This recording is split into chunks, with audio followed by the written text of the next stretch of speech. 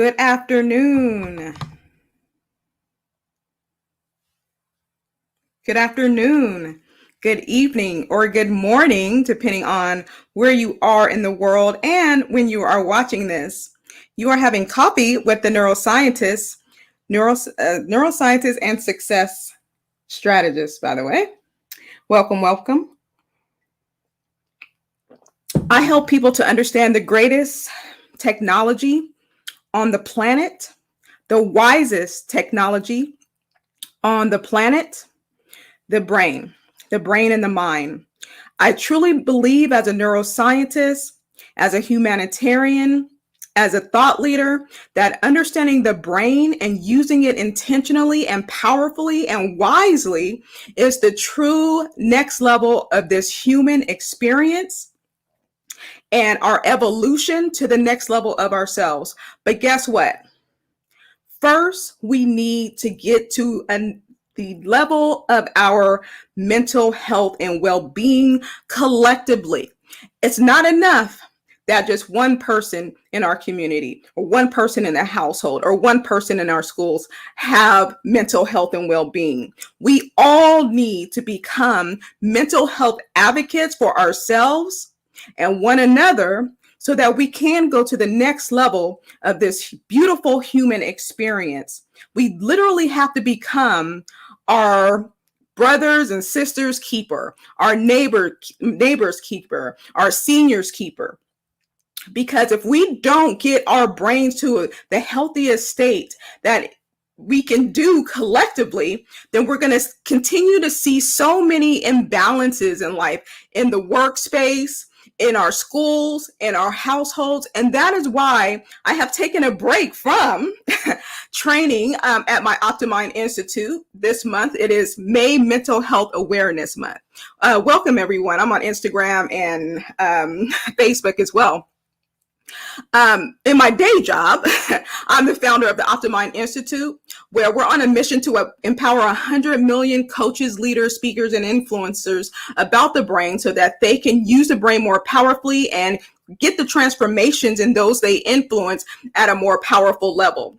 But because it's Mental Health Awareness Month, this is the perfect opportunity to amplify the message on how important it is for all of us collectively to be thinking about our brains intentionally and doing the things that's going to take it to the next level of this human experience. But before we can get there, we have to have a baseline, a mental baseline of health. And I come from the world of clinical neuropsychology. When I was growing up, what I wanted to be when I grew up was dealing with people who had dementia, PTSD, depression at the brain level, right? But what I found was that I actually lit up when I was telling people what was going right with their brains, okay?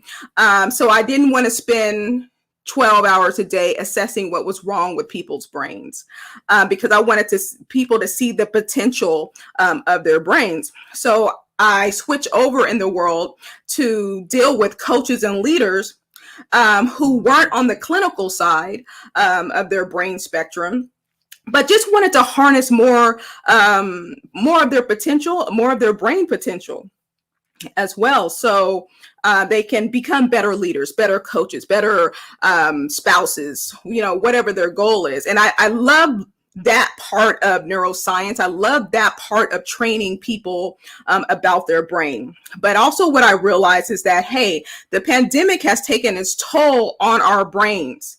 This has been a traumatic experience for a lot of people. No one was left unaffected by some aspect of this COVID experience. And I know there was a lot of trainings throughout 2020, but we also have to think about the aftermath. Okay, we have to think about the aftermath and the continuing challenges that we will continue to have because our brains have changed. Our brains have been in survival mode, some of us have been overwhelmed and burnt out because our roles changed and we couldn't separate work from home life, and we became teachers and educators. Some people lost their jobs. Some people are in grief because they lost loved ones or they know people who did. I mean, gosh, our brains are powerful and brilliant, but nevertheless, everything has its breaking point. Okay. And we've seen so many ER visits to the mental health unit in every category. It's a crisis right now. Hi, everyone. People are talking to me on Instagram. So we have to deal with the crisis collectively. We can't just depend on therapists and psychologists and psychiatrists. They are being slammed, people. They are being slammed.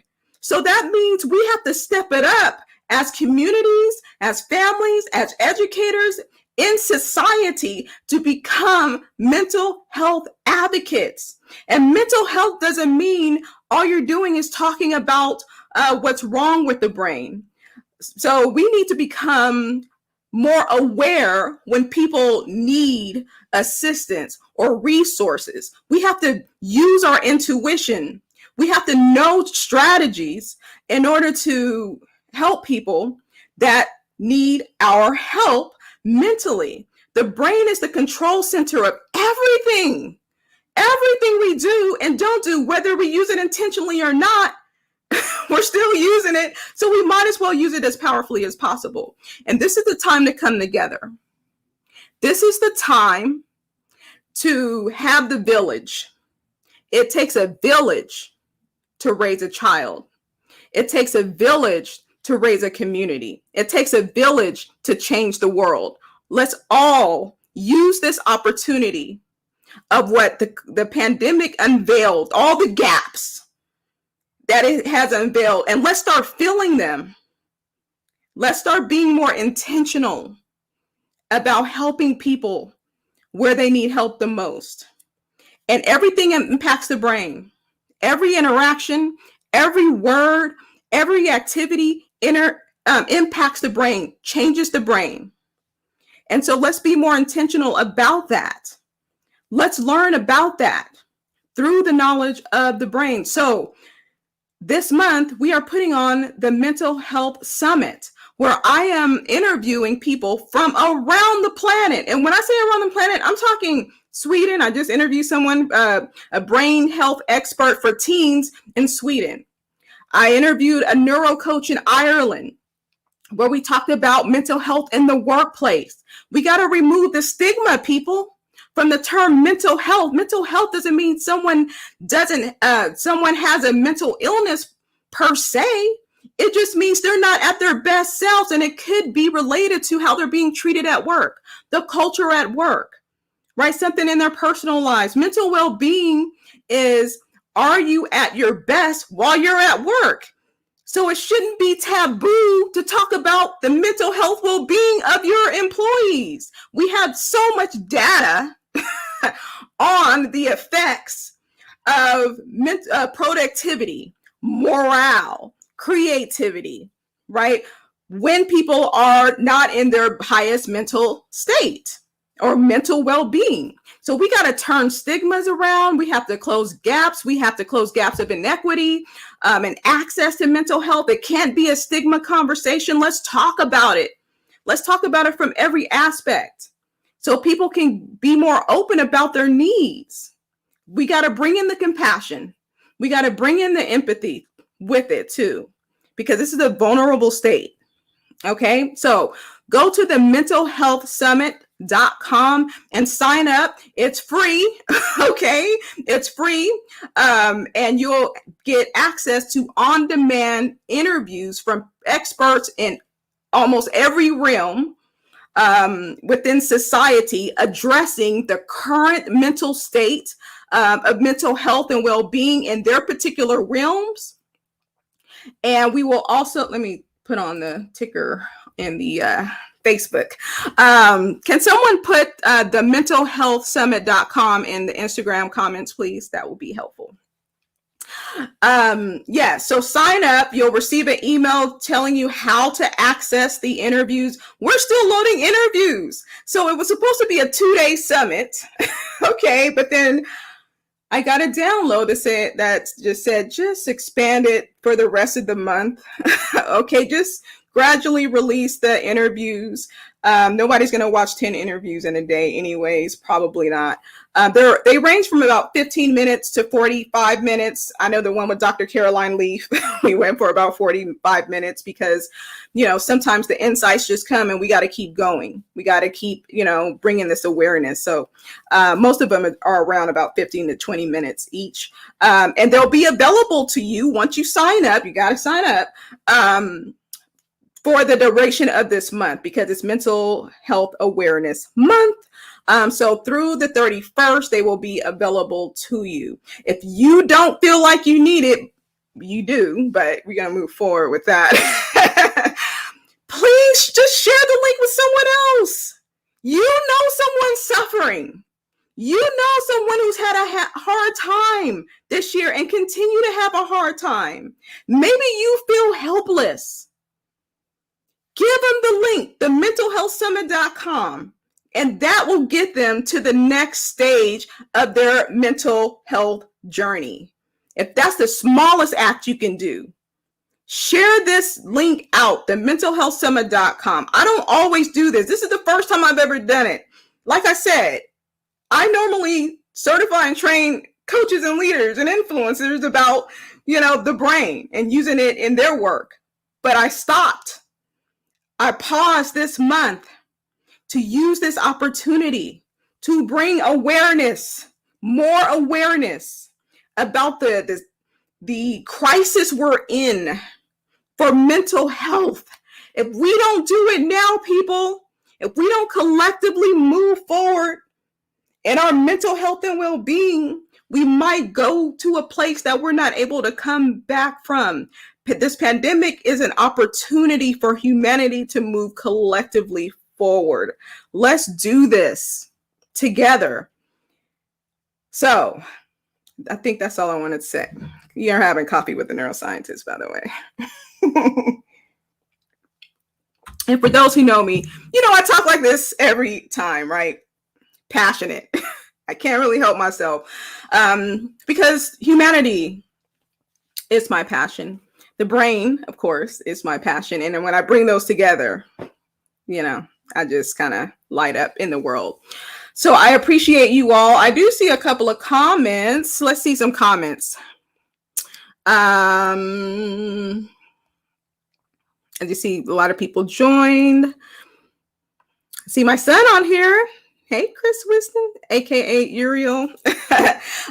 Yes, I just interviewed Malin in Sweden, and she wrote a book, Brain Tools for Teens, and we just had a really dynamic conversation this morning. Just some powerful insights. I just really enjoy interviewing people about what they do in the world, how they serve humanity, and their perspective on the brain and mental health.